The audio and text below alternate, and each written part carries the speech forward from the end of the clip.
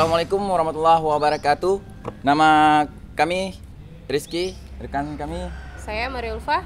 Kami berasal dari PD. Judul film kami yaitu Pakaianku Tinggal Kenangan. Dengan ide dasarnya adalah upaya mempertahankan budaya dimulai dengan cara yang sederhana. Dan film statement kami adalah seorang pria yang berusaha menjaga, mempertahankan budayanya dengan selalu memakai pakaian Aceh dalam kehidupan sehari-hari. Di sini kisah film kami itu menceritakan seorang bapak yang juga seorang PNS yang selalu memakai pakaian Aceh kemanapun beliau pergi. Jangan lupa saksikan film kami yang berjudul Pakaianku Tinggal Kenangan. The Power of Aceh.